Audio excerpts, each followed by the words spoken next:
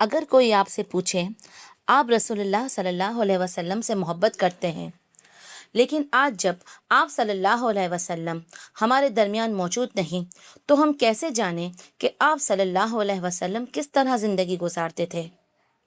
اس سوال کا جواب صرف ایک لفظ میں ہے: حدیث۔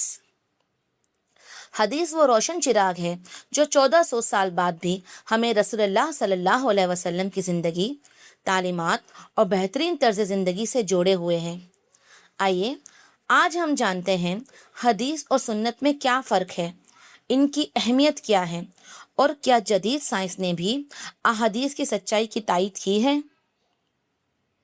حدیث اور سنت میں فرق۔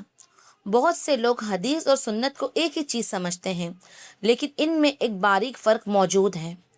حدیث اس روایت کو کہتے ہیں جس میں رسول اللہ صلی اللہ علیہ وسلم کا کوئی فرمان، عمل، خاموشی سے تائید یا آپ صلی اللہ علیہ وسلم کی صفات بیان کی گئی ہوں،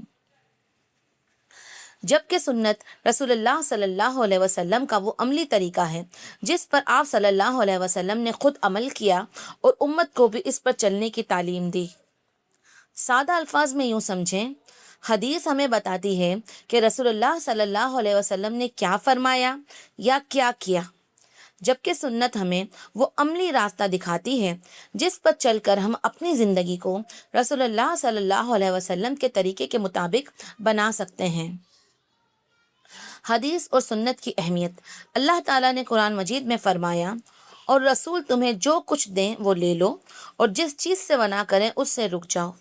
اس آیت سے معلوم ہوتا ہے کہ رسول اللہ صلی اللہ علیہ وسلم کی تعلیمات پر عمل کرنا ہر مسلمان کے لیے ضروری ہے۔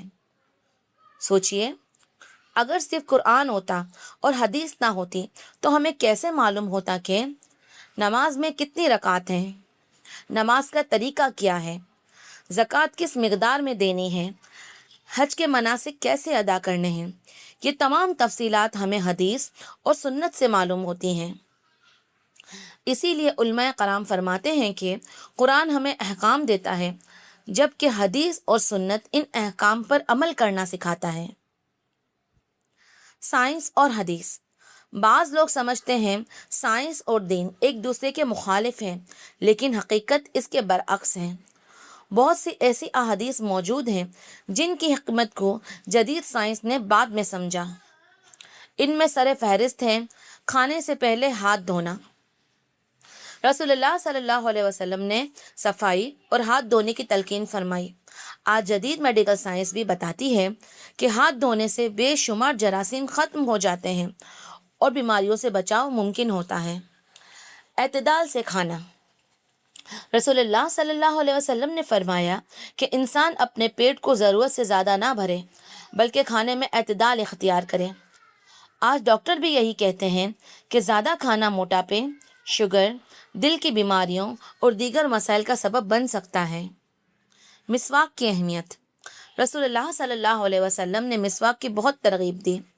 جدید تحقیق سے معلوم ہوا کہ دانتوں کی صفائی، منہ کی صحت، مسوڑوں کی حفاظت اور کئی بیماریوں سے بچاؤ میں اہم کردار ادا کرتی ہے۔ صفائی نصف ایمان ہے۔ اسلام نے جسم، لباس اور ماحول کی صفائی پر بہت زور دیا ہے۔ آج پوری دنیا جانتی ہے کہ صفائی سے جراثیم کا پھیلاؤ کم ہوتا ہے اور انسان کئی بیماریوں سے محفوظ رہتا ہے۔ ایک ضروری بات، یہ بات یاد رکھنی چاہیے کہ ہم حدیث پر اس لیے ایمان نہیں رکھتے کہ سائنس نے اس کی تصدیق کی ہے، بلکہ ہم حدیث پر ایمان اس لیے رکھتے ہیں کہ وہ رسول اللہ صلی اللہ علیہ وسلم کی تعلیمات ہیں۔ اگر سائنس کسی حدیث کی حکمت کو سمجھ لے تو یہ ہمارے ایمان میں خوشی اور اطمینان کا اضافہ کرتی ہے، لیکن حدیث کی سچائی سائنس کی محتاج نہیں۔ آج کی ویڈیو کا خلاصہ کلام یہ ہے: حدیث اور سنت میں فرق موجود ہے۔ حدیث رسول اللہ صلی اللہ علیہ وسلم کے اقوال، افعال اور تقریر کو بیان کرتی ہے۔ سنت رسول اللہ صلی اللہ علیہ وسلم کا عملی طریقہ ہے۔ قرآن اور حدیث ایک دوسرے کی تکمیل کرتے ہیں۔ جدید سائنس نے صفائی، ہاتھ دھونے، اعتدال سے کھانا کھانے اور دانتوں کی صفائی جیسی کئی اسلامی تعلیمات کی حکمت کو واضح کیا ہے۔ ہمارا ایمان حدیث پر اللہ اور اس کے رسول کی وجہ سے ہے، نہ کہ سائنس کی تصدیق کی وجہ سے ہے۔